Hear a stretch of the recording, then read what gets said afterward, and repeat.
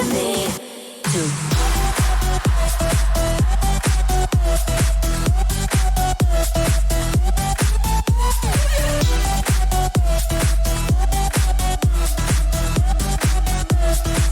Turn the bass up.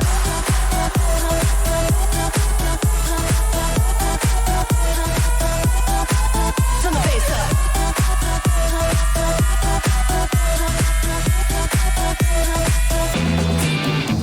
I walk in like a dime piece. I go straight to VIP. I never pay for my drinks. My entourage behind me. My life's a movie town.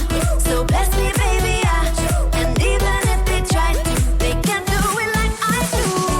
I thank God every day that I woke up feeling this way. And I can't help loving myself. And I don't need nobody else. If I was you, I'd wanna be me too. I'd wanna be me too. I'd wanna be me. If I was you, I'd wanna be me too. I'd wanna be me too. I'd wanna be me too. Ow! Turn your face up. Turn the face up. Ow! Turn your face up. Let's go. Ow! Turn your face up.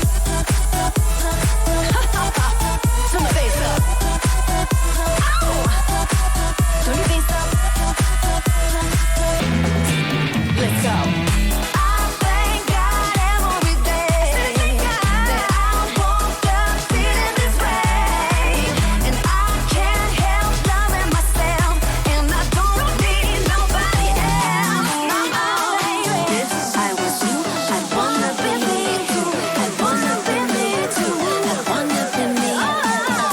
If I was you, I'd wanna be me too. I'd wanna be me too. I'd wanna be me. Hey, if I was you, I'd wanna be me too. I'd wanna be me too. I'd wanna be me too. If I was you, I'd wanna be me too. I'd wanna be me too. I'd wanna be me too. Ow! Turn your face up. Turn the face up. Ow! Turn your face up. Let's go. Ow! Turn your face up.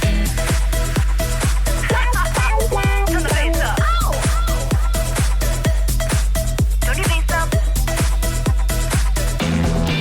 Let's go. Ow!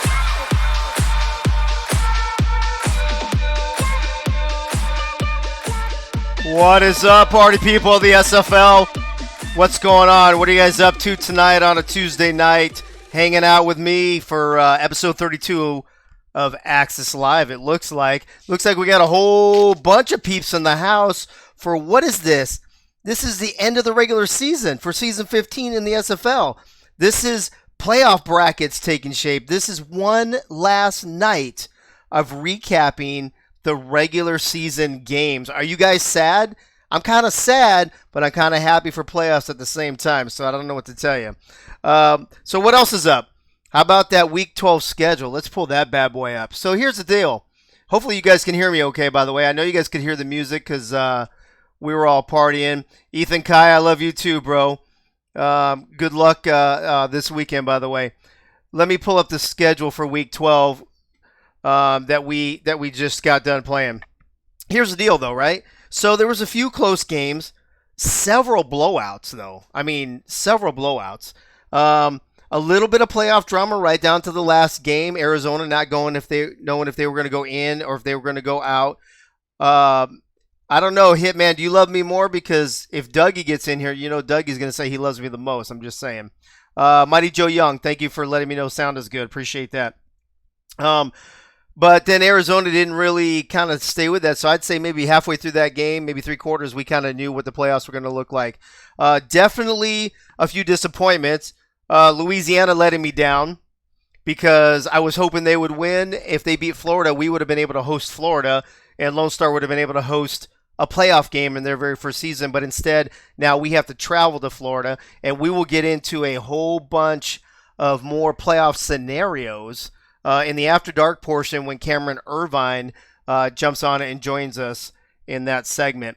But like I said, a lot of blowouts, a few close games, but most, the thing that stood out the most, record-setting performance by Vancouver. I believe they tied for the most points ever scored, and I think they either tied or broke the record. We can double check with Cam tonight for the largest margin of victory. So Vancouver, I think, is the hottest team going into the season 15 playoffs. All right, let's see who's the party people in here tonight. Who's in the chat? Let's take a look. Tom Robin is in here. Good to see you, bro. Hugo, Dwayne is in here. The original Ty. Oh, is that my boy Ty from California? Or is that somebody else? Or original Ty. Let me know who you are. Juice is in here. Freddie, of course. EJ Minson, Ethan. Good to see all you guys. Zach, Monica Naka, Bob Funk. Great to have you back. I see Amy. What's up, Amy? About 60%. Doug Britton's in the house. Jacob Clear. Oh, my lovely wife, Pink Lisa's here once more. Wish I Was You. Oh, yeah, that was the song. That was the jam, right? That was like my lady jam. You know what I'm saying? Let's see. Wiggy 9800 is in the house with us. Ray, good to see you. Jeremy Vega never lets me go. Give us 45 more minutes of music instead of that Dave guy. What are you talking about, Jeremy? You were trying to change this to like Vega Live earlier in the week. What are you talking about? Let's see. Hugo, I already said. Cameron Curtis, good to see you, bro. Eagles in here. Glad to see Eagle. Hopefully he'll be joining us later tonight, I'm hoping. Zach, I said already. Donnie Dickshot's back. Good to see you, Chad. Welcome back to the SFL. Thomas Smith. Yeah, I hope you're in here. Art Vandelay, good to see you, bro. Rapid Raccoon, as always. One of the faithful. Actually, a lot of you guys are faithful. Gunny's in here as well. And I think that's about it. Perfect song to kick off the show. I agree, Mighty Joe Young. That's kind of my theme song. I love that whole "If I Was You, I'd Want to Be Me Too." I'm down with that. It's kind of diva-ish. I'm kind of digging it. You know what I'm saying? Yeah, Hugo. I've been looking for some 2 Live Crew. The problem is I try to at least keep the music clean on this show, if nothing else, and it's a little tough to do that with some 2 Live Crew. All right, let's get this party started. Let's find out who is tonight's panel. First guy on the panel tonight, you guys know him. Everybody knows him. He's been on the show probably more than anybody. Frank the Franchise Wade, our OG steady hipster of the show, is back with us tonight. Frank, what's going on, bro? What up, Dave? And I'm in the chat too as well. Were you? I didn't see you. I must have skimmed right over you. My bad. Well, that's good. I'm glad to have you in there. It helps the numbers for the show. You know what I'm saying? Another guy who's been on the show probably just as much as Frank, my Lone Star teammate, Sim Scouts Inc. guy, show regular Thomas Smith is here with us. He produced the show for me the other night, and he's kind of helping me tonight a little bit too with that. Thomas, what's going on? We're in the playoffs, Dave. Are you as happy as I am? Dude, I'm freaking thrilled to be in the playoffs. I wish I was the 8 seed instead of the 9 seed, but I'll take what we can get. No, either way, I'm good to go. I'm good to go, Rodney O and Joe Cooley, baby. Third person on the panel tonight, the tight end from London. He's a sports car driving, buffet eating, color commentator for the SFL broadcast team, Benji Matson. Benji, what's going on? What's up? What's up? Super friends. Super friends. How you liking that LSG2 sports car? Is that treating you right? Woo! Yeah, it's super fast. I would also like to say that I am super excited about being in the playoffs too this season. All right, let's go. I'm just going to let that one go. And then tonight's special guest panelist, the GM and tight end for the Portland Fleet, as well as the host of Inside the League on Friday nights at 9 p.m. Eastern, Mr. Nelson Lozano is in the house. Nelson, what's up? What's up, everybody? It's good to be here. Hey, it's always good to have you, bro. Good to have you. All right, let's get this party started. Let me move back over here to the games, and let's start breaking these down. I know it's going to be a little interesting because some of these games didn't have playoff implications, but we got some good stuff to talk about, and everything we talk about tonight pretty much leads over to the playoffs. Hold on a second. Let me check the chat. Why is Jeremy Vega writing me a book? This show has been one of the best things to happen to the SFL. Much appreciated that this happens twice a week, even if Dave has to deal with me, but join the club of dealing with Jeremy. Hey, Jeremy, I love you, bro. I love that you support the show. I think everybody in the league loves you. You're one of the top-notch first-class owners, and we appreciate you in the league and in the show as well. All right, Frank the Franchise Wade, Portland at Fort Worth. I said the other day they don't really have a lot to play for except for pride. I know we have Nelson on the show, so I don't know if you need to be nice or not. And I don't know if it was Portland. I don't want to say they were giving up, but Fort Worth seemed to say we're going to end this show, we're going to end this season, on a really high note to give us the momentum to carry into the off season and into season 16. What do you think? Oh, Nelson's one of my guys. I got a lot of friends over there in Portland, and Fort Worth and Portland not having much to play for. Fort Worth took advantage of a fleet offense that has been less than spectacular. Xander Gold, was 32 of 40, 80% completion rating, 232 yards, 2 touchdowns, and a pick. That one pick, other than that, he was careful. He was spreading the ball around. Stephen Hacker with 10 receptions, 96 yards and a touchdown. Robert Garrett Jr., 8 receptions, 73 yards and a touchdown, were among the benefactors of that 80% completion rating. Jason Williams, 23 carries for 76 yards. Did just enough to keep the offense balanced. Jonathan Taylor Sconson was 8 tackles. I'm not sure if I'm saying his last name right, but had 8 tackles and an interception. Poor John Truzman. He's 9 carries, 6 carries. I'm sorry. 9 carries for 6 yards. That's what it is. His longest rush was 5 yards out of the 6. Did not make that transition from fullback to tailback look very easy. This has plagued Portland all season long. Then to top it off, Matt South, 24 of 34, 223 yards, 4 interceptions. He is tied for the lead in the league with 31 interceptions, and he's also the league leader with the total number of sacks. He's been sacked 48 times. That's 4 times a game. He finished the season just 3 behind the leader. I'm talking about Mel Davis. Mel Davis continued to be his tackling machine self. He finished just behind the season leader with 138 tackles. They've got a good nucleus of defense there. I remember when we played them, it was very hard for us to move the football on them. The defense is pretty sound. They've got a piece or two they can add there, but offensively, a lot of young talent that they can develop. It can only get better for them offensively. Now, the 4 interceptions and 4 sacks didn't help Portland any. Some retooling needs to be done. Like I said, there's some pieces there. For Fort Worth, I was surprised. I wouldn't. I counted this season. I would count it as success. They need to keep this squad together. They have a good mixture of veterans and rookies.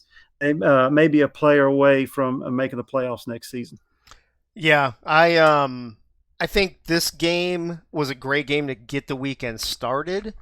And let's be honest, I think it could have been closer. I think, like you said, Fort Worth I think they made a statement, and I think they're going to carry that into next season. I think Portland will get better as well. Portland definitely struggled with the rushing, like you mentioned, and that's been one of their downfalls this season. Jack's data had the over-under at 48.5. They only scored 29 in this game. They had Fort Worth favored by 13.5, which they covered. And SFL Nation, we kicked the weekend off with a big win, 133-30. We took Fort Worth in the Who You Got. Moving on to game 2 of a very loaded Saturday, by the way. London at Carolina. Again, Thomas, another game with no playoff implications, but at least it was a close game. Kept it a little bit exciting. What do you think? Well, looking at the score from this game, you wouldn't know that this game didn't mean anything to these teams because they went out there and played their hearts out and showed that even though they weren't playing for the playoffs, that they were still going to go as hard as they could. It was just a high-scoring affair that Carolina narrowly pulled out there at the end.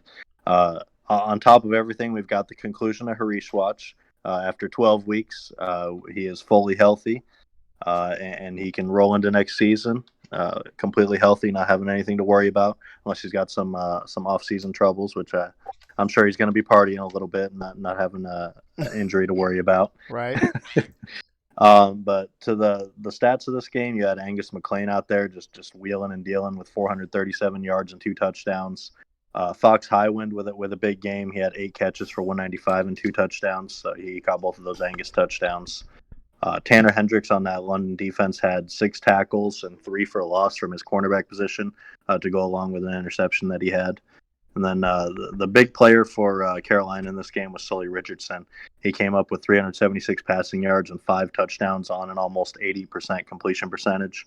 Wide receiver Heath McDaniel Jr. just had a game. He had 6 catches for 170 and 3 touchdowns. At the end of it, Carolina's defense just held strong and just pulled it out for them in that 5-point win. Yeah, just piggybacking on what you said, I actually meant to say it before the game, but I forgot. But if you're looking at your monitors, this is week 12, 12 weeks in a row.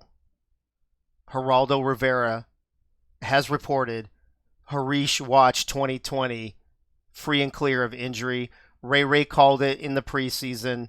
She said he would go injury-free. He has gone injury-free.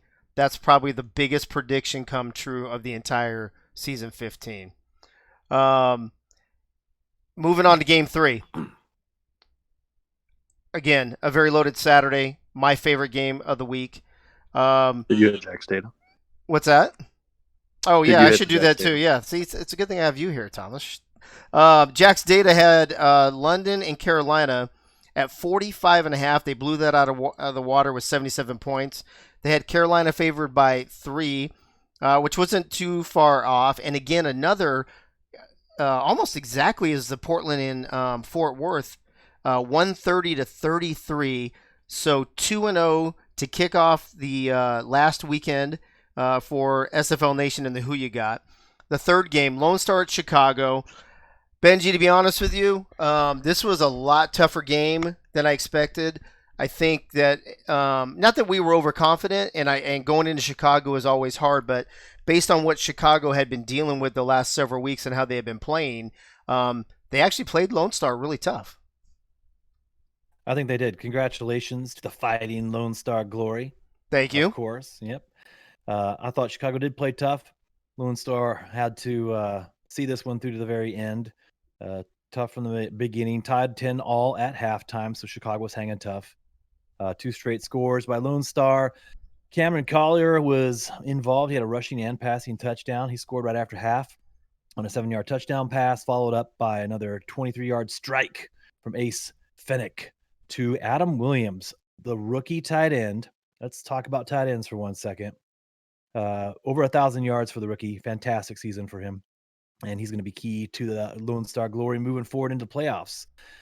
Chicago got back into it with a 74-yard bomb to James Tobin. Forgive me, James, if you're out there. I think it's Tobin, yeah. Tobin. And just when they thought they could get right back into it, they forced a Lone Star Glory punt, and then someone on this very show turned the tables on the Wildcats. Mr. Thomas himself here. Yeah, he did. Interception, pick 6 for a touchdown. Kind of sank the hearts of the Wildcats there a little bit. They didn't make it interesting again. Another quick touchdown, second on the day to Tobin. And then had the ball with a chance to tie this game up. 2-minute drill, starting down the field. And then some linebacker for the Glory, I don't know, Coach Craven, made a fantastic play to seal the deal for Glory and knocked the ball out of E.T. King's hands and recovered a fumble. So it was a bit of a back and forth game. Chicago made it really tough. Ace Fennick did what Ace Fennick has done all season long. He wheels and deals, 24 for 31, over 75% completion percentage, only has 1 interception on the day, only 2 scores. But at the end of the day, Ace did what Lone Star needs him to do, distribute the ball, take care of it, not turn it over, and let his playmakers win the day. And that's what they did. Kind of even ball distribution through all of his receivers. We touched on Adam Williams, over 100 yards, and that 23-yard strike to him. And then on defense, of course, Thomas Smith with the big pick 6, Brian Craven sealing the deal. Doug Day 11 total tackles. So he had a fantastic day too. And for Chicago, I feel your pain, Wildcats. It's tough to be on the losing end of things as the season winds down and we get to see all of our good friends battling on in the playoffs. But kudos to Chicago for keeping things together, keeping the ship pointed north.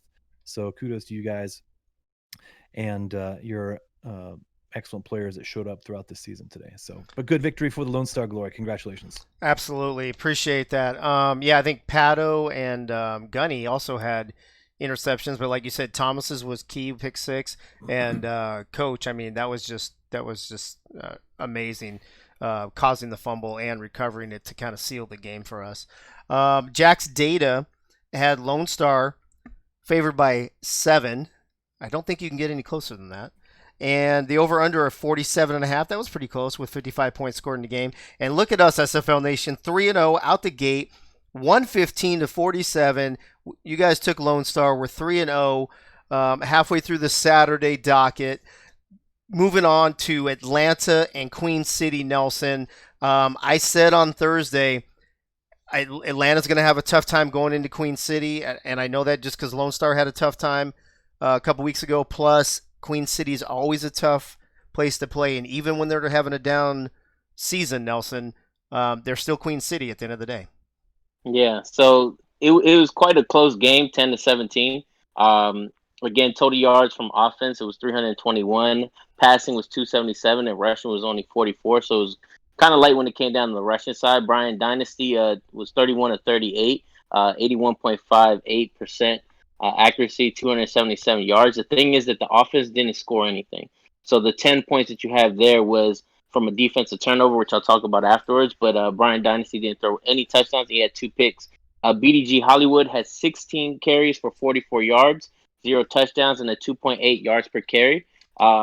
Now, the thing is, he was the best receiver for Atlanta that day. So he had 12 catches for 85 yards, and he was a 7.1 when it came down to yards per reception. And then Sammy Steele, shout outs to the kickers, was 1 for 1 for 22 yards away. And then defense, they had a little bit better, so 4 sacks. They had the defensive touchdown, which came from linebacker Quainus Shine, who's also had 2 interceptions that game. So shout outs to him. They had 3 turnovers overall. Top tackler was 7 by Chris Henry. And then top sacks was 3 from Joshua Williams. When it comes down to Queen City, they had 352 total yards. Passing yards was only 324. And again, rushing was only 28 yards. So they didn't really have it on that side, but they had 2 offensive touchdowns. AJ Caswell was 32 of 46, 69.57% with 324 yards, 1 touchdown, and 2 turnovers. Jet Zero was 9 carries, 25 yards, 1 TD, 2.8 yards per carry.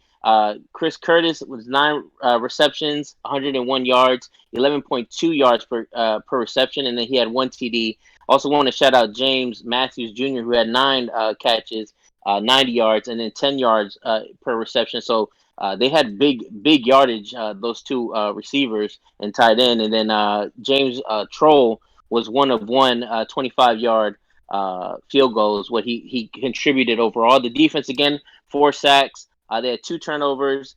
7 top tackle was Jared Crow at 7. Then the top interception was 1 each. So they had 2 interceptions overall. Those are the 2 turnovers. 1 from Albert Begin and then 1 from Ted Hayes. And then top sacks was Jeff Duffy with 3. So, again, you can see that it was a very close game. What really won Queen City here was that balance, right? Their offense went ahead and scored, and then the defense played well enough to keep Atlanta down. So, I know the wild card is going to be Atlanta versus Vancouver, so that should be a very interesting wild card playoff game. Yeah, it's definitely going to be interesting. Also, somebody in the chat said that Brian Dynasty had a great rookie season, and I agree.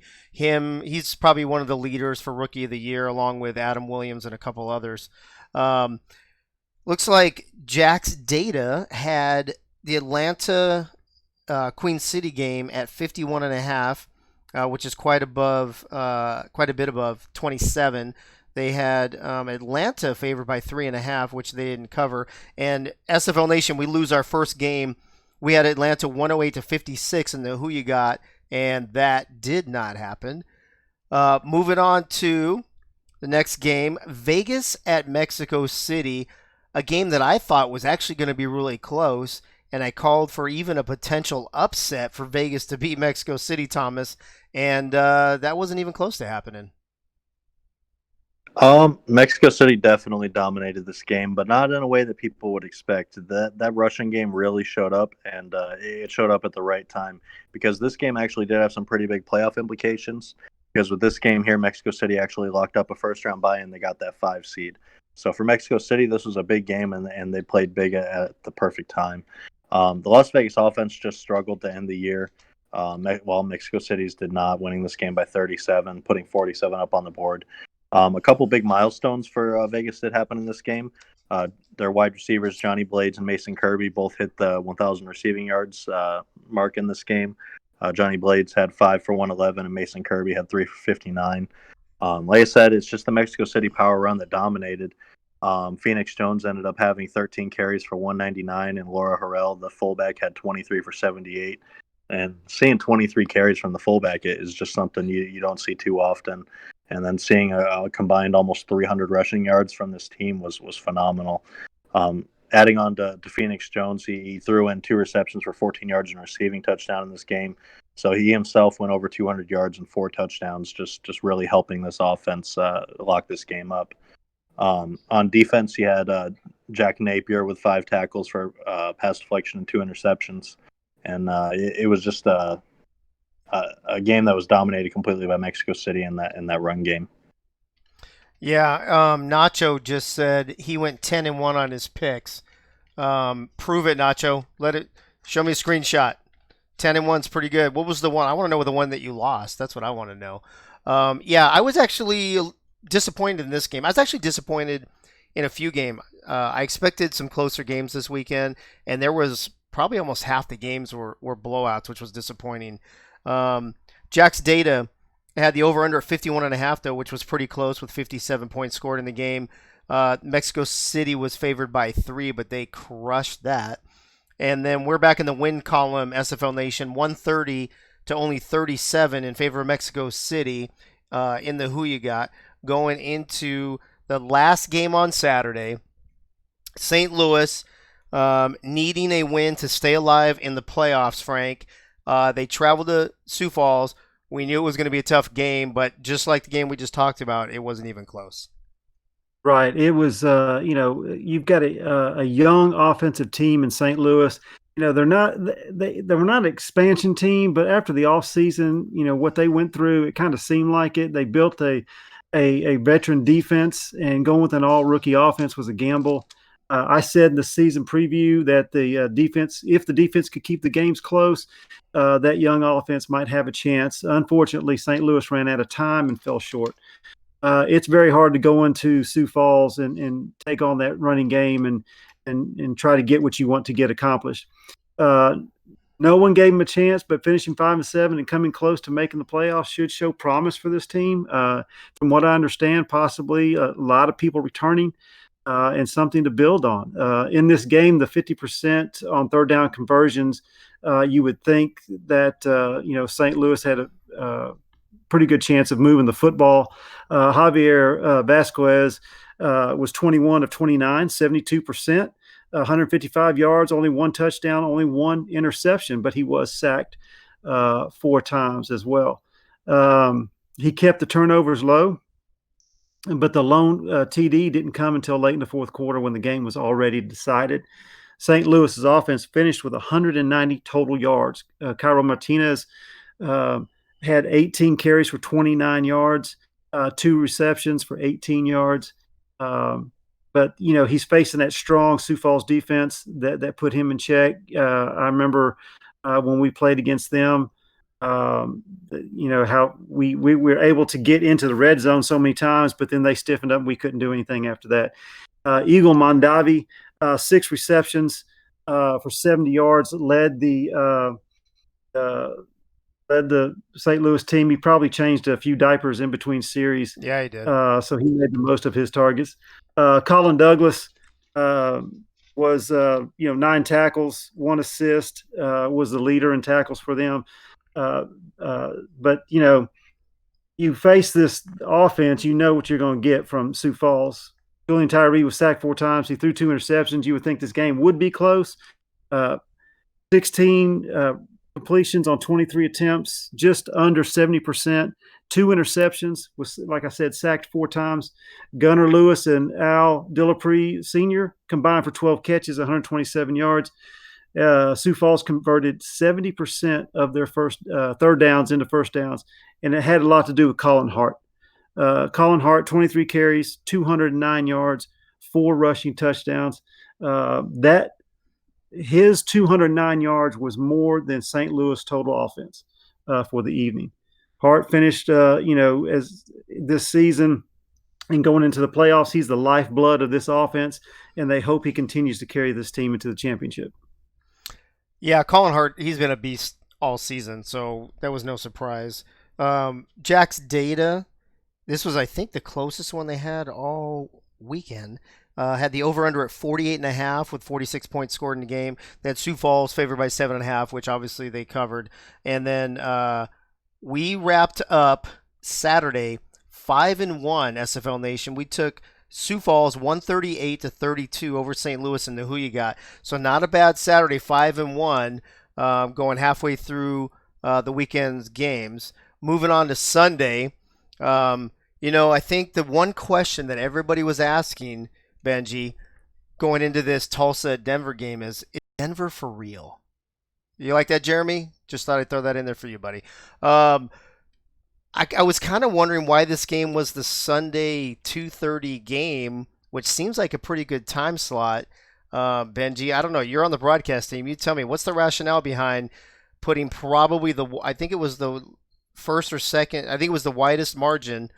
Yeah, 10.5 point spread, smack dab in the middle of all the games this weekend. Yeah, well, there's some broadcasting trade secrets I can't reveal. Some see? decisions made behind closed doors that can't really talk about. But Is that your code way of saying you don't know? No. Yeah. I think the public wants to see Jeremy Vega roaming the sidelines. I mean, by halftime, I think he had cracked open a cold one. Yeah, he probably did. Yeah, cooler with them there on the sidelines. If you watch the replay, this was an unfortunate end of the season for Tulsa. I think Denver, the jury might still be out on this one, but they could be for real. I think they have done a lot this season. 11-1, they are running on all cylinders heading into the playoffs. The game started. Tulsa, punted away and forced Denver to punt on their first possession. Tulsa got a field goal out of their next drive. And the next 11 drives for Tulsa went like this: punt, interception, punt, interception, interception, punt, interception, interception, missed field goal, and then 2 possessions at the end of the game where they turned the ball over on downs. Wow. They just could not get anything going. Deacon Nickens sacked 5 times in this game, threw 5 interceptions. So that Nightwings defense is tuning up for the playoffs. Matt Papineau, 3 picks himself there from his cornerback spot, 1 for Josh Vasquez, 1 for Maurice Lloyd. So opportunistic Denver defense. Those 5 sacks came by way of Marlon Marshall, Juice, with 3, #GoFuel, and Des Troyer had 2 sacks. So those putting a lot of pressure there. Denver did on Tulsa. And then on offense, Josh Miller threw the ball 49 times in this game. I think that wouldn't be necessarily the first thing you think about when you're wondering what the box score looks like. But he threw the ball 49 times. All these turnovers did give Denver some short fields, and Jared McChesney accounted for all 5 scores for Denver, and his rushing touchdowns were a 2-yard rush, 2-yard rush, a 3-yard, and a 1-yard. So some short fields for Denver, getting the ball in close. Jared just had to kind of trip and fall over the goal line to account for these 5 touchdowns. His longest touchdown was actually a 16-yard pass. So he accounted for all the scores, the touchdowns, I guess, for Denver. And it was just a complete game for Denver, suffocating on defense, turning the other team over, and then on offense, just taking care of business. So the score 37-3 kind of reflects that. And once Tulsa got down, they just couldn't catch back up. But they've got a talented team there in Tulsa with the gunslinger Deacon Nickens throwing that ball to Gabriel Manning, and Sansa Robinson is a capable back. They just had to run away from him early in the game when they got so far behind. Only 12 carries for Sanzo, 75 yards. Josh Miller did a fantastic job distributing the ball. 6 receptions to Giacomo, 8 to Bryce, 6 to Jared out of the backfield, 5 to R.E. Mills out of the backfield, another 5 to Logan. Keel and Jeremy had 3. So just slinging the ball all over the field. Denver is. They don't even really care as long as someone catches that ball and makes a play. Bryce was 8 receptions for 112 yards. Logan Keel 5 receptions for 105 yards. So Denver looks very much to be a machine that is ready for the playoffs. So congratulations to that great team there, Jeremy. And I think we'll be looking forward to seeing how things go for the team in the playoffs. Yeah, good way for Denver and the regular season before their bye. It'll be interesting to see if Gabriel Manning sticks around with Tulsa and what other moves they got going on. Jack's data had Denver favored by 10.5, which they more than covered. They had the over/under at 52.5, which was within that 10-point margin I talk about, with 44 points scored in the game. And we continue winning, SFL Nation. Another win, 151-23 in the Who You Got. We are crushing it. We might be able to tie or even beat our best record back in week 10, I think it was, when we went 9-2. So let's see what happens. Moving on to Houston at Vancouver, a record-setting day for Vancouver. I believe I read that they tied for the most points scored in an SFL game and have now hold the record for the largest margin of victory, Nelson. This was just, I think Houston scored first, if I'm not mistaken. I think DR Sims scored the first touchdown. And then after that, it was all Vancouver, and Houston had nothing left for them, Nelson. Yeah, so it was quite a huge game. So we'll start with the Hyenas first. They had total yards of 316, passing yards 238, rushing yards was 78, and 1 offensive touchdown, which was to Leroy Brown. Leroy Brown is the one that had the touchdown. Kentez Johnson, 18 of 34, 52.9, 94% completion with 238 yards, 1 TD, and 8 turnovers. So that was a huge thing, those turnovers, and then Vancouver was able to capitalize on those. Warren Murray, 18 carries for 78 yards, 4.3 yards per carry, which isn't too bad. Like I said, Leroy Brown with the 1 touchdown had 5 receptions, 139 yards, 27.8 yards per reception. Like, that was crazy. Yeah. And then Nico Cappuccino coming in with 2 field goals at 20 longest was 20 yards. So recognition on him. Defense, they had 2 sacks. They didn't have any. They had 3 turnovers. One was a forced fumble by free safety Brady Clark, which had a phenomenal game because he also had 10 tackles for them as well, topping off the top tackles for them. Then top interceptions, 2 from Ethan Kai, the safety. And then we had top sacks, which was 2 of them, which was from both DTs, Mike Baker and Tina Begin. And just going to Vancouver, I mean, 701 yards in total. Passing, most of that was passing. So passing yards was 563.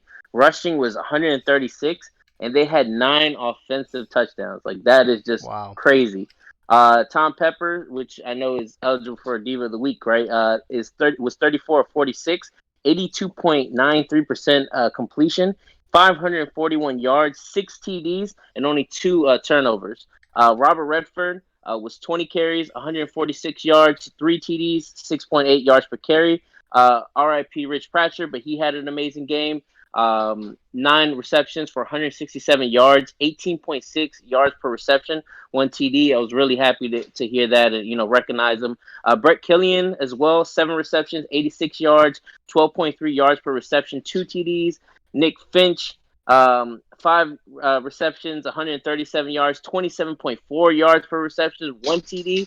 And Dan Daly, 7 receptions, 109 yards, 15.6 yards per carry, and 2 TDs. I mean, everybody ate on offense that day. Everybody contributed touchdowns. It was really great for the offense. On defense side, they had 3 sacks. They had 1 defensive touchdown. which was by strong safety Major Keys. Like I said, 8 turnovers. Top tackles was 8 by strong safety Drew Hamilton. Top interceptions was 3 by free safety Mark Lopez. And then top sacks was 3 by Lee Adama. Hopefully I said that right. But they just had a phenomenal game all over. They capitalized on those turnovers, scored on every possession. It was to the point where they didn't even have their field goal unit come out, only for those extra points. So they dominated definitely. And with the wild card that Houston has versus Jacksonville, it's going to be very interesting to see how they go. But Vancouver showed that they're here to really show their dominance and that they have a really great game plan, so they can go pretty far in these playoffs. Yeah, Vancouver definitely with a statement game going into the playoffs. I think they should be considered the hottest team, maybe them in Denver going into the playoffs. Jack's data had Vancouver only favored by 3. I'm going to go out on a limb and say they covered. And then 59.5, they scored 30 points over the over. Vancouver alone blew that out of the water. And look at us, SFL Nation, 107-58, Vancouver over Houston. The win streak continues. We are crushing it. We are now 7-1 going into the last game on Sunday. Charleston at Jacksonville. Frank, this was just kind of a struggle game the whole way through, and Charleston just couldn't seem to get anything going. No, they couldn't. Charleston was another team on the outside looking in. They run into playoff-bound Jacksonville, but there was no quit in them. They were given the ball 3 times by CC, and they couldn't do anything with it. If you like defense, this was the game to watch. Chris Christensen was 27-33, 193 yards, 2 touchdowns, 3 interceptions, was not sacked, not touched. Keith Swearingen, 23 carries, 75 yards. He had 4 receptions. They were leading 7-0 at halftime, and then after the third quarter, it was still 7-0. As far as I'm talking about Jacksonville, and then, like I said, CC kept giving the ball away to the Predators. Predators could not move the football. You had for Jacksonville, Jerry Willis, 30 carries, 126 yards.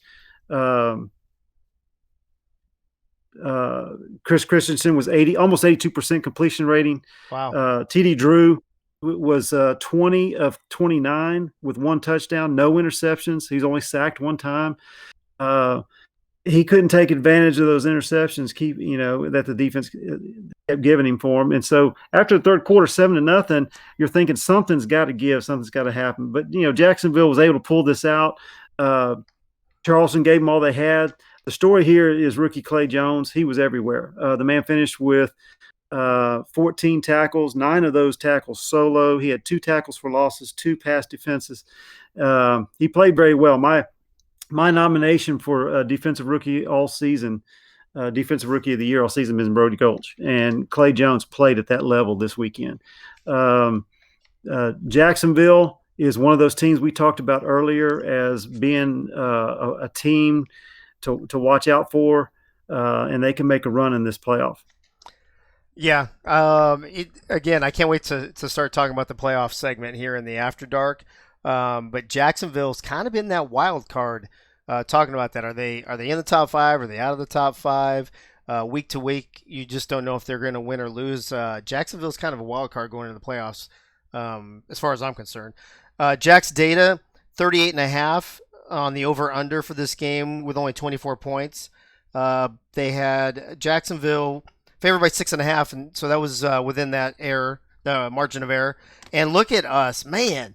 1, 2, 3, 4. Now on a 5-game winning streak, we took Jacksonville 123-44 SFL Nation to go 3-0 on Sunday, 8-1 going into Sunday. If we can win both these games, this will be the best who you got we've ever had. Well, since I started the show. I don't know if ever is a good word. All right, Sunday's game. My personal disappointment game. I was hoping Louisiana would beat Florida so Lone Star could host them, or I believe it would have been Arizona. Instead, we need to go on the road, Thomas. which I'm fine with. I just thought in our first season it might have been fun to host a playoff game. Oh, well, this was a big game for both teams here. Louisiana losing this game falls to the 3 seed, which really isn't that big of a deal for them. They still got that first round bye. It was a lot bigger of a game for Florida, like you said. Florida winning this game, they lock up home field advantage in that wild card game. We'll be playing against them, and unfortunately, we'll be traveling to Florida for that game. But this game here, Florida just defended their home field in a huge playoff game implications game. Reggie Streeter, the league leader in rushing yards, showed out like usual with 15 for 145 and 2 touchdowns. Louisiana also had a huge game from one of their defenders, Tank Bennett, who had 20 total tackles, a tackle for loss, and an interception. I know he's one of the tops in the league in interceptions, so he was just adding onto that total there. Both passing games really struggled in this game. Cochran played a little bit better than Pickler did, but at the end of it, both passing games just weren't playing the best. J.W. Doyle had the big game for Florida, having 30 carries for 139 and 2 touchdowns. Also added 11 receptions for 46 yards. And then you've got Raymond Jones III on that Florida defense, who added 4 tackles and 3 tackles for loss. Again, it was just a huge playoff implications game. Everybody's eyes were on this game, and at the end of it, Florida defended home field and locked up that home field advantage in the wild card. Yeah, I'm wondering if Louisiana was playing it safe, not trying to show all their cards since they You're already muted, had Dave. What's that? Oh, how am I muted? How am I muted on my own show? How does that work? Okay. I'm wondering if Louisiana played it safe, not wanting to show all their cards before the playoffs or whatever, or if Florida just really stepped up their game and had a great game. It was kind of torn on that one, to be honest with you. Let's see here. Jack's data, 50.5 on the over-under, only 38 points scored. It was close, but not within that 10 points. 3.5 favorite was Louisiana, which obviously they did not cover. And SFL Nation, I got some bad news. We lost our second game, and it was close, though. We took Louisiana 90-85. This was the closest who you got for the entire weekend, but we lost it to drop to 8-2. So at least we have a chance to tie it going into the last game of the weekend, which was Arizona at Baltimore. Benji, Baltimore just jumped all over Arizona right from the get-go and pretty much never looked back. Arizona made a ball game out of this one, actually. I thought there was a moment early in this game. Baltimore does score right off the bat, 7-zip, but then Arizona counters with 10 points, a field goal, and a nice pass from Ashley to James Hands. Made it 10-7. Did Arizona actually have the lead in this game at all, or no? It seemed like they were playing catch-up the whole game. They did. It was tied at halftime. Okay. So there was this moment in the first half where I actually thought that Arizona came to play and had a real chance in this game. Did wind up being tied at halftime, 17-all. Jacob McCall had a big kick return touchdown to square that score right before halftime. So I was on the Scorpions bandwagon there coming out after halftime. I think Baltimore drank the Gatorade, if you will, at halftime, and they kind of put this thing away quickly. Ben stacking paper at a 54-yard pick six to start the scoring in that second half. And the Vultures went on to score 2 more times, so 3 touchdowns in a row and a field goal. Mac Chima had a 50-yard bomb. And some love for tight end number 2, Jay Hayden. 5-yard touchdown reception, his first touchdown reception of the season. So congratulations to Jay Hayden. All that scoring made it 41-17 there in that second half. And up to that point, I thought the Scorpions had played well. Only 1 interception, 1 turnover in that first half by AJ. And I thought that they played really well and really gave the Vultures a run for their money in that first half and just couldn't get things back on track. And the Vultures kind of had that scoring barrage to start the second half. Ended up being 44-27.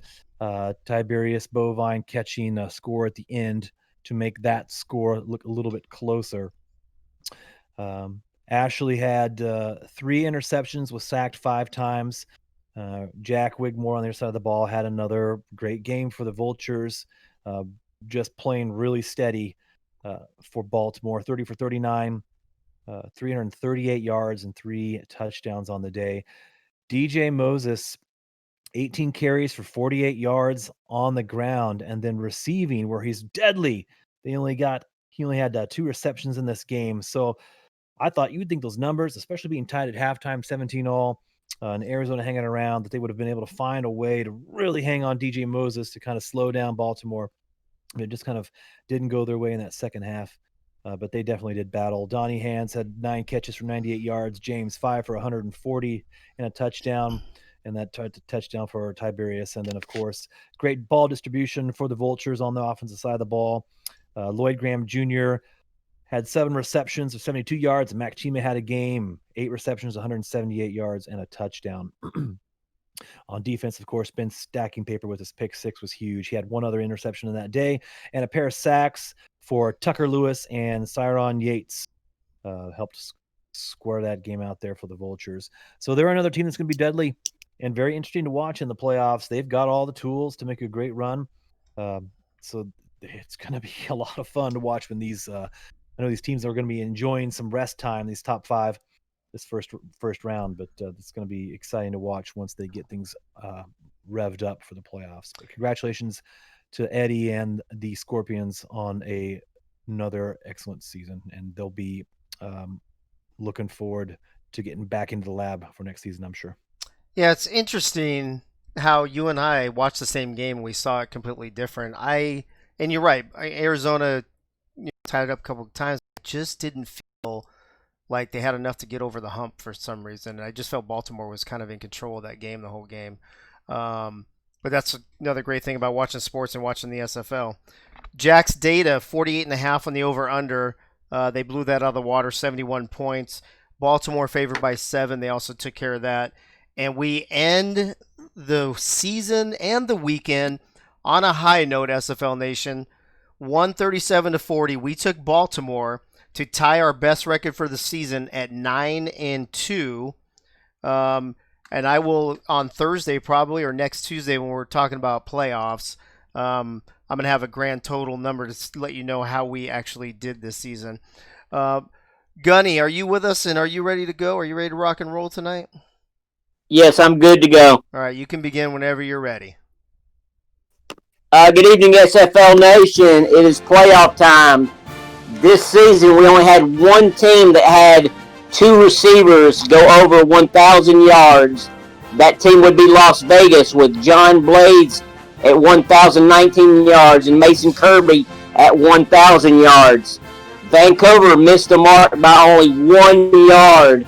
Brett Killian had 1,156 receiving yards, and Rich Pratchard ended up with 999 yards. Special thanks to Slim Shade for this information. I'd like to give a big shout out to Tom Raymond. He was stuck in the stats truck for 4 games all day Saturday out of the 6, so big props to him. I think they finally let him out this morning. Also, Louisiana and Lone Star are the newest franchises to make it into the playoffs. Big congratulations to the owners of both of those teams, even though we have been in the playoffs as our former teams, the New Orleans Pharaohs and the Seattle Tyrants. Also, on next week, Gunny will be meeting with the commissioner about the Military Bowl, so I will be getting in the rosters within the next few days, sending them into camp, so we will be having a Military Appreciation Bowl around the time of Veterans Day. With that, that is all. Congratulations to all the playoff teams. Awesome. Thank you, Gunny. Appreciate it. Appreciate all your work on all season, actually. And not that it's going to wrap up anytime soon because we still got playoffs to do. This is the portion of the show where we move on to the Diva of the Week nominees. We're going to have 7 nominees. We range between 6 and 8 depending on who's here and who wants to pop in. Eagle's going to pop in for us tonight and give us a 7th. But I'm going to start with Frank the Franchise Wade first. So, Frank, who is your Diva of the Week for the final regular season week of Week 12 in the SFL? This man has carried his team all season long. even though teams know he's going to get the football, they still can't stop him. He had more rushing yards than the total offense of St. Louis. I'm going with Colin Hart. Colin Hart, yeah, he's been a beast all season. I agree with that.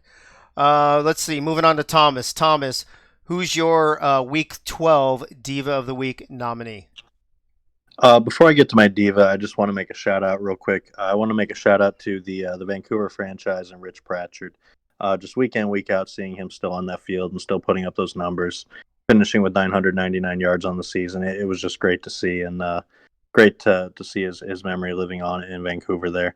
And following Absolutely. that, I do want to say that my diva of the week is going to be Phoenix Jones from Mexico City for his 13 rushes for 199 and 3 touchdowns, along with that receiving touchdown he added. Okay, awesome. Phoenix. I think that's might be the second time he's been nominated this season, so that's good. Benji, who is your Diva of the Week nominee for Week 12?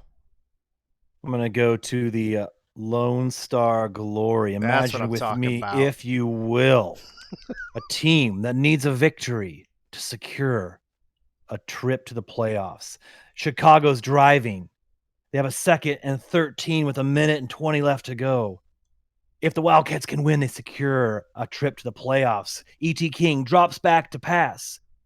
Jukin Rukin and Al Lewis occupy 4/5 of the Chicago offensive line, leaving a Texas-sized hole for someone to run through and save the day. This hole is so big, might as well have been like a lighted runway or like one of those lighted salad bars at Pizza Ranch or something like that. And who is there on the field waiting to earn their diva moment but Coach Craven? Yes. The linebacker blitzes through the hole, punches the ball out of E.T. King's arms, and swoops that thing up to secure the trip to the playoffs for the Lone Star Glory.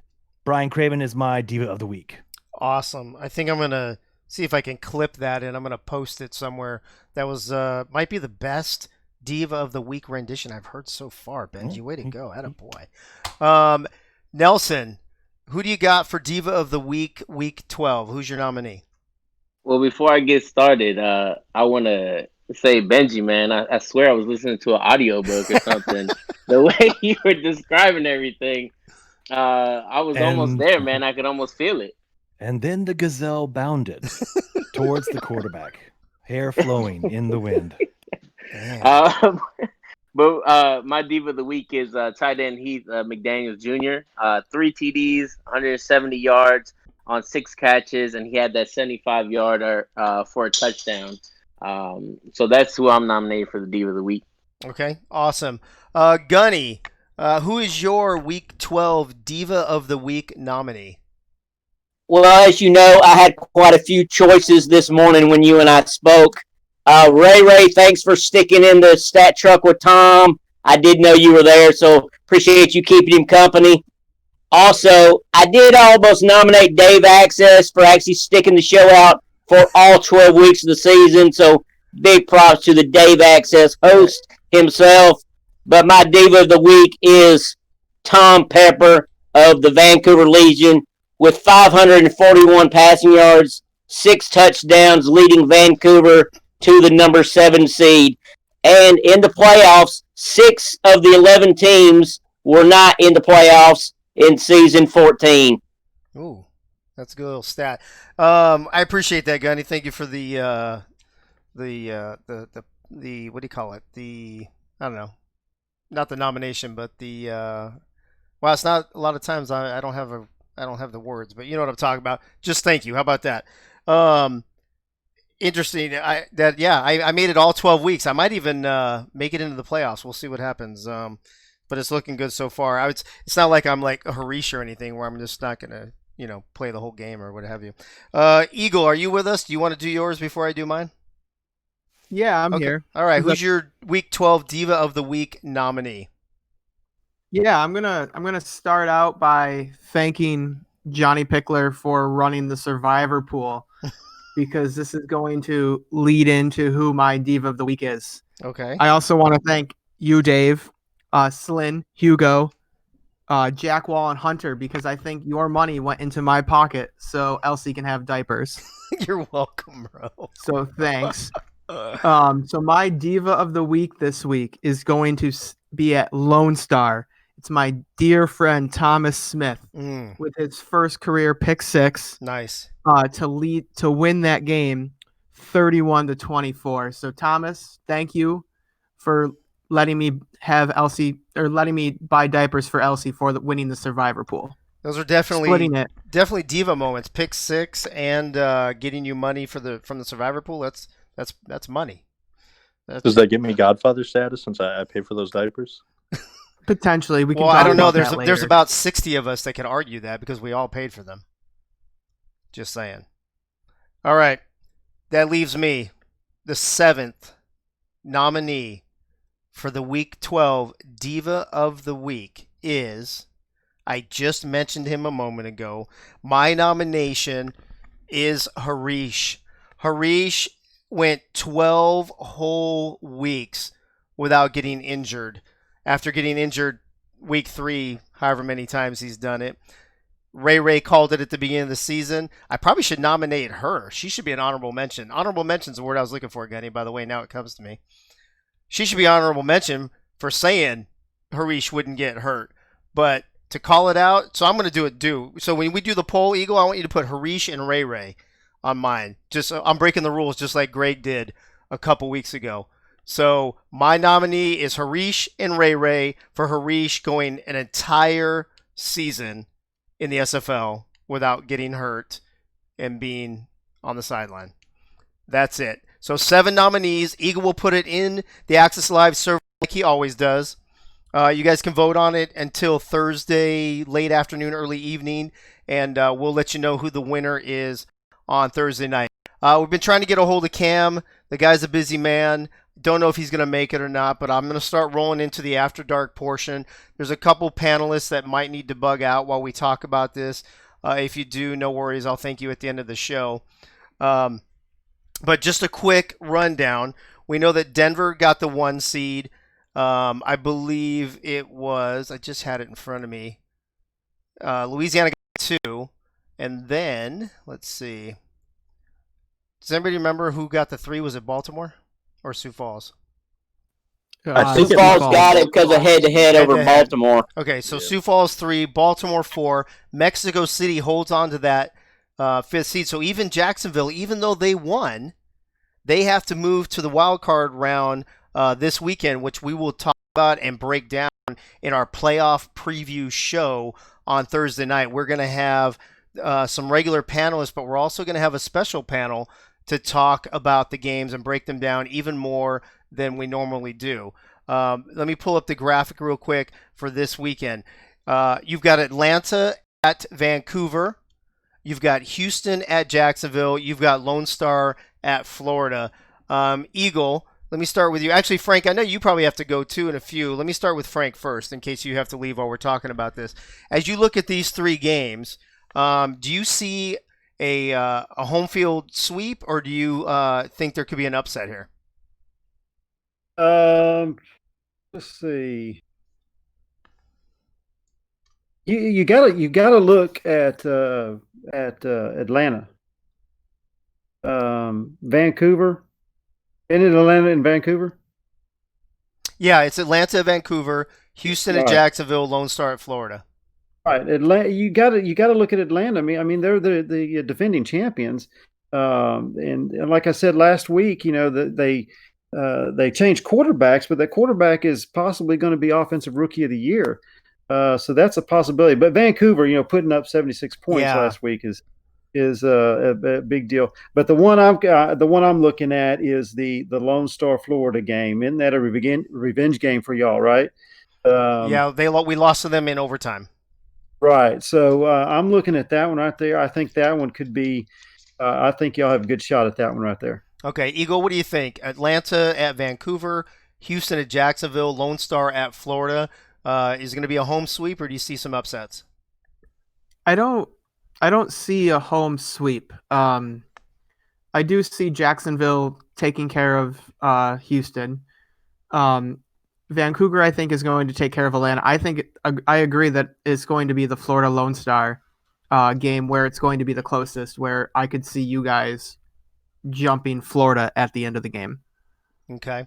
Nelson, where do you stand on that? So looking at the games, you know, it's very interesting some which ones are going to be. I think I'm excited for your game, which is the Lone Star Glory versus Florida. But I'm interested to see how Houston bounces back after that huge loss Yeah. against Jacksonville, right? Like Jacksonville had a close game, and Houston's not a team that, again, you can't sleep on them, so they could turn that definitely around. But I'm interested to see how they bounce back, honestly, against that loss against Vancouver. Yeah. Gunny, what do you got to say about this? Atlanta's the defending champs, but they're going to go to one of the hottest teams in the league. Houston just took it on the chin big time, and then you've got us in a revenge game against Florida. Gunny, what do you think? Well, if you look at all the coaches except for Charles at Lone Star, they've all been in the league for quite a while. Frank Good at Jacksonville, Andy at Vancouver, Mighty at Florida, Mark Chisholm in Atlanta, and then D.R. Sims in Houston. I mean, I'm sure they've all been in the playoffs before us, but I'm thinking Lone Star might be able to pull one out in Florida. Yeah, and here's the thing. So EJ Minson just made an interesting comment. Access Live being homers for LSG. I wouldn't say it. I wouldn't call it being homers. What I'm saying, I think EJ. I think what people are saying is that when you look at these three matchups, our game is the closest matchup. So therefore, we would have the best chance in an upset over a home team. Glad to see Greg Soto finally hopping in the house. Where you been all night, Greg? You been at dinner or something? What's going on? Eagle, going back to you. I know Frank had to bug out, and if anybody else wants to pop on, I guess Cam's not going to make it. If anybody wants to pop on, just go to the Access Live server, jump in the green room, and we'll bring you on the show if you have a comment about any of these playoffs. Real quick, Eagle. Atlanta's the defending champs, but I honestly do think that Vancouver, along with Denver, hottest team. Do you think we're being homers like EJ said, or do you think what I said, where the Lone Star Florida game just seems to be the closest game? No, for me personally, I think Florida Lone Star will be the closest game out of the three. That's just personal preference out of me. I mean, I've been anti Lone Star Glory just to troll you at times all season long. So I really hadn't noticed. yeah, exactly. But Jacksonville's just been strong. I will be curious to see how Houston jumps back from last weekend. Vancouver, 76 points. In Atlanta, I mean, without Marcus, I mean, Bryant has been fantastic, right? Right. All season. So it's going to be a tough one for Atlanta to win at Vancouver, because I believe Vancouver does very well at the Canada Field. So just for me personally, I think the closest for an upset game will be Lone Star in Florida. Okay. Real quick, Denver Nightwing. So Jeremy Vegas said, no disrespect to LSG, but they won't win this game. The experience isn't there in the coaching department. Jeremy, type in the chat, who do you think is going to win the other two games? Do you think it's going to be a home sweep? In the meantime, we have... He did right. He did home sweep. Where do you see that? Oh, right. But after a couple of times after. Okay, so he thinks it's going to be a home sweep. We did have... speak of the devil, you just mentioned Bryant Dynasty. He's joined us in the After Dark portion. Dynasty, what's going on, bro? Not much. I just jumped on a little bit late. Just got off work. Excited about the playoffs, man. I didn't think we'd be here. We had to wait for 2 games on Monday. Luckily, we made it after the first. Thank you to Florida. Yeah, you guys were the closest team, I think, to make it in, or you or Houston. Even with a loss, both you guys made it in. After you took the loss on, I believe it was Saturday, did you think you were going to be out of it? It was a little heartbreaking, especially to go into Queen City the way we did, and you just can't beat Queen City at home. I mean, they had an off season, but yeah, they're tough. They put it together, and I'm still dreaming about Albert Begin picking me off and getting picked off right there before the half. I mean, it was a bummer, and just heading into Monday night is all the worst case scenarios were going through my head. Oh boy. I believe it. Hey, who do you have in the other two games? Dwayne just popped on, so I'm going to go to him in a second. But Dynasty, before you go, who do you have winning the other two games? I think we have the best shot as the best away team, but I really don't think that Houston does, and I think you guys do though. I mean, you guys played Florida so close the first time, and it really came down to overtime losing the coin flip. So I really think you guys have a shot, but I don't think Houston gets past Jacksonville. Yeah, I think Jacksonville's going to play with a little chip on their shoulder, getting knocked out of that bye, and even having to play in the wild card when they were sitting pretty at 5 for quite a while. Let's see what Jeremy has to say real quick before I go to Dwayne. Lone Star had a hell of a season, so congrats. I won't say how close they will play Florida because they're capable of that for sure, no doubt, but I think Coach Mighty is too good. Well, I mean, he does have 3 rings, Jeremy, so I'll give you that for sure. Dwayne, welcome back to the show. It's been a minute. How you been, bro? Yeah, it really has. Thanks for having me on, Dave. Of I've course, been good. always. Tell me, what do you think about these 3 wildcard games? Well, people might not realize it, but because it's been a while, but season 10 had a semifinal game between Atlanta and Vancouver that was a very controversial ending and one of the best playoff games I've seen. And so I'm looking forward to that.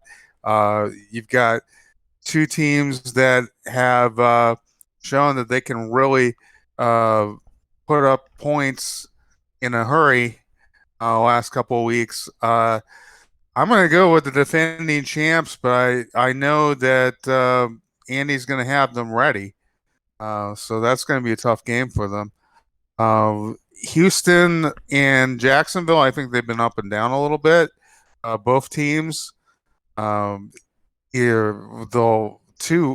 for about a 4-week period there, Houston looked unstoppable, and then we saw what happened last week. Jacksonville had hit a couple of bumps after Louisiana, and then they, started playing strong the last 2 weeks. That one, I think, is going to go to overtime. I would pull Jacksonville, although I think Houston's doing a heck of a job this season. Lone Star in Florida is almost a toss-up for me, man. I think that Lone Star's defense is better than a lot of people expected, and it's kept you guys in games.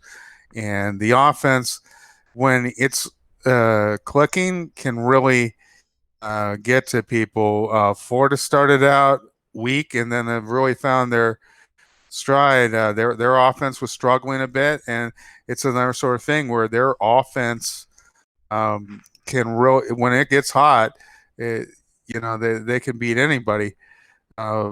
So I'm gonna go, because it's your show, with Lone Star.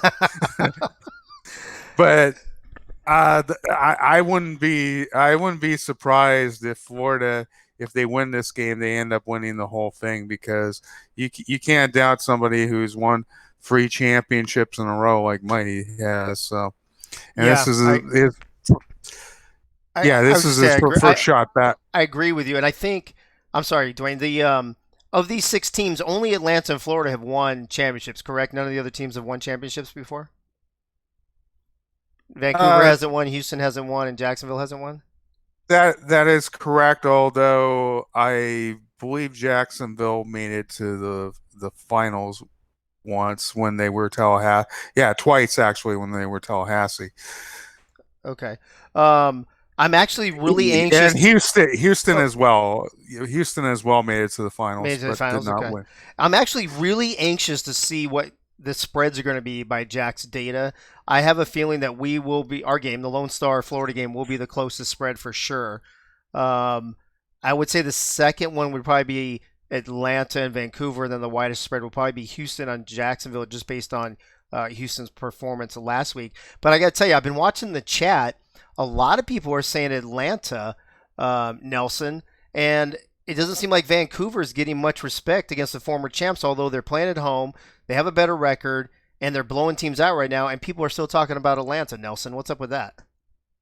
I think, again, them being champions, you can't never put them out of the equation, right? Like they just won last season, and for anybody to kind of doubt them, I mean, that's kind of been the narrative this whole season. You know, if you look at the who you got, a lot of times Atlanta's not far behind, or they're expected to win. So a lot of folks don't ever bet against them because, again, of how you've seen overall in the season. But like I said, I can see that's the reason why a lot of folks end up having Atlanta's back when it comes down to it. Vancouver, again, I mean, they've been doing so well, and I mean, they do have quite a story. It'd be amazing if they could win it all and dedicate that to Rich. So. That's why I was choosing Vancouver just for that kind of story. Vancouver's definitely my personal wild card. Outside of the favorites, everybody's in Denver, Louisiana, Baltimore, Sioux Falls, whatever. But I think if there's a team that makes it out of the wild card, other than my own, obviously, because I have faith in Lone Star, I think Vancouver. Like I said, I think they're super hot. Ladies and gentlemen, Eddie Gage has decided to join the party. Eddie Gage, what's up? Better late than never, buddy. What's going on? What up, though? What up, though? What's going on, man? Well, you tell me. What do you think about these 3 wild card games? I think Damon is a great friend of mine, but I think the Jacksonville game versus Houston is the easier of the 3 to predict. I see Jacksonville's defensive line giving Kentez all kind of problems, which is going to lead to some turnovers. That's going to, possibly have Jacksonville run away with this if, and that's a big if, Christensen doesn't have turnover problems of his own, which everyone knows he does, but it's hard to discount Jacksonville when they get deep into the playoffs, it seems like every season. And I see him possibly running away with this late in the second half. The Atlanta-Vancouver game, wow, with this being on the road for Atlanta, rookie quarterback, I think Leah Dama is going to give Atlanta some problems. And for whatever reason, them not getting BDG involved in the running game like they did last season is going to come back and possibly get them. And I hate to even say that because I consider Mark Chisholm a good friend of mine. We talk pretty much almost every day. But I think Leah Dama is going to be the deciding factor in that game and has Vancouver winning this one. But we'll see how it plays out because I don't ever want to count out a defending champion. But I think Leah Dama is going to be the deciding factor in this game. He's going to wreak havoc and be in Dynasty's lap all night. No homo. And then you got Lone Star and Florida. You guys, went to overtime in your house and suffered a tough loss versus them. Florida started the season losing 3 straight and turned things around. I think the schedule they had helped them on those matters, but you can only play the teams in front of you, and they did a good job turning the season around and got themselves into the playoffs. So congrats to them for doing so because it looked bleak, but you can never count out a 3-time champion, and he did what he needed to do to get his team into the playoffs. So yeah, would you agree that that's the closest of the 3 games? Oh, absolutely. That's Yeah. close to that. That's going to be the hardest to predict, and it's to me it's almost a pick 'em because you guys are strong up front, but they don't run a ball as much as most teams. I need to mute my phone. Sorry about that. That's all right. Um, That's all right. Let me hold on one second, Eddie. I want to ask. I'm going to go. Tyler Falk is in, but before I go to Tyler, I want to ask Dynasty. Dynasty, what do you think about Eddie's prediction that Leah Dom was going to be all over you? Eddie, you know you're my dog. Okay, but we faced guys all year who've given me problems. Look at Rhett Sawyer. We still managed to do it against Vegas. Look at Mar Rivers in Chicago. The second time, they weren't a factor. I think even though we don't have any user offensive lines, if I'm able to get the ball out quick enough to Falco, Boo Chisholm, BDG, I don't think it's going to be a problem at all. Okay, there you go. Dynasty calling a shot. All right, Tyler Falk is in the house. Welcome. Are you the Tyler? I think that's always in the chats, giving us like game updates and stuff, and then you're going to do some minor league broadcasting. Is that correct? That'd be right, Dave. Thanks for having me on. Of course, always. Tell me what you think about these 3 wildcard games. So, as we've all noticed, everyone's kind of hating on Vancouver, but something that I've learned just through watching the SFL and watching sports in general is you've got to see where teams finish. So, see where a lot of teams finish. So, like, let's take... I know they're not in the playoffs, but let's take Fort Worth, for example. How they finished against Portland. Right. That team is going to come back strong, and they're going to be really good over the next couple of years to come. They have the right pieces in place, and they just need a few more people, a few more rookies, and develop those guys, and they should be fine. So with Vancouver coming out on a very big high, probably one of the biggest highs you can get with that vaunted offensive and even defensive performance, you have to say Vancouver is the favorite to take out the defending champions. And I do have to agree with most people here that the tightest game in this wild card matchup is going to be the Lone Star Glory versus Florida. And I think Florida has a lot of work to do, a lot of game plan to do if they want to win this game. Oh, what based on what you were just talking about, Fort Worth, Houston took it on the chin huge against Vancouver. They still limp into the playoffs. Jacksonville, on the other hand, seemed like they had that 5 seed wrapped up a few weeks ago. They end up dropping to 6, having to play in this wild card. You think Jacksonville's going to play with a chip on their shoulder, and this is not going to be a close game? Oh, they have to play with a chip on their shoulder. That's the only chance they have of winning this game. And they're at home, so that gives them the advantage, of course. But with both teams limping in, you have to give the advantage to the home team. And I think Jacksonville has enough force to put them over the top. Yeah, I agree with that. And I think Jeremy Vega in the chat. Jeremy, are those away and home records you're given? It looks like Lone Star's 2-4 on the road, Florida 5-1 at home. Let me see here real quick.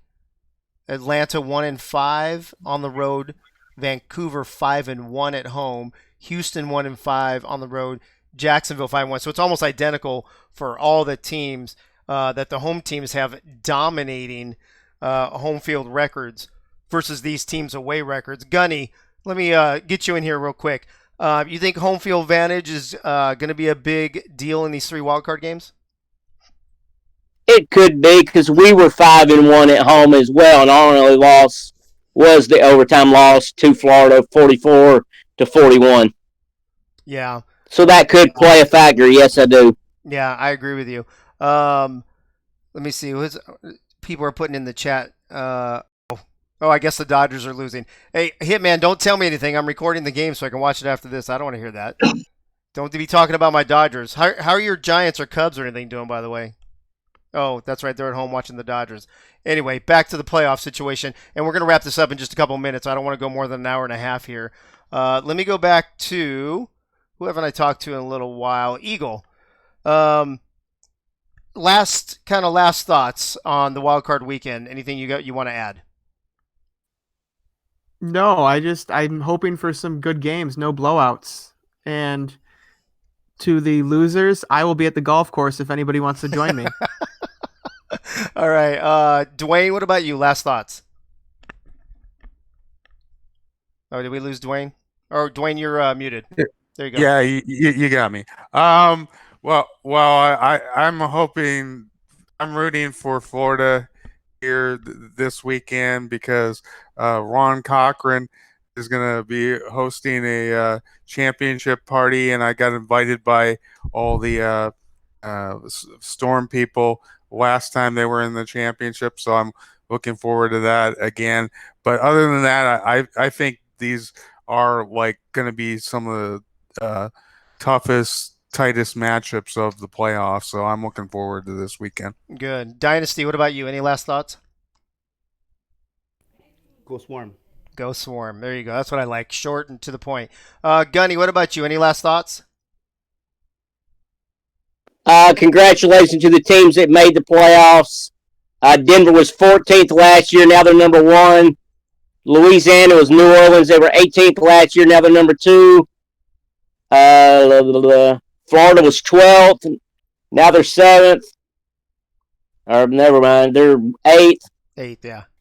Seattle Tyrants, which is now Lone Star, was 15th. And Houston was 19th last year. So congratulations to all the new teams that made the playoffs. Nice. Good call. Nelson, what about you? Last thoughts? Again, those teams that made it, just like Gunny said, congratulations for those first timers. That's really great. I think for you guys being a new franchise, it's exciting to see exactly where you guys are at and being able to take your first season in that franchise and be in the playoffs. I think I'm just excited. Like I said, I told you, I want to see how Houston bounces back. That Atlanta Swarm versus Vancouver game is going to be difficult to really, again, you can see such a mixed bag of what people are thinking. So that should be exciting. Overall, congratulations to all the teams that won it, but I'm really interested in those 2 games. Awesome. Let's see. Eddie Gage, last thoughts before I go to Tyler and we wrap this thing up. Just that I already gave my prediction on the other 2 games, but Lone Star is strong where Florida is strong in terms of your guys' offensive line, and that's where Florida tends to win a lot of their ball games, which is why you guys, in my opinion, were able to score at will pretty much the way you did when you played them earlier this season. So it's going to be a close game, but it's hard for me to say that Mighty loses a playoff game at home. So, it's almost like a pick'em game, but I got to go with the experienced veteran. But I would never count you guys out because I know how hard Charles works. Well, you get to call that game on Sunday, so we'll be looking forward to hearing you on there. Last word to you, Tyler. Final thoughts on this wild card weekend coming up.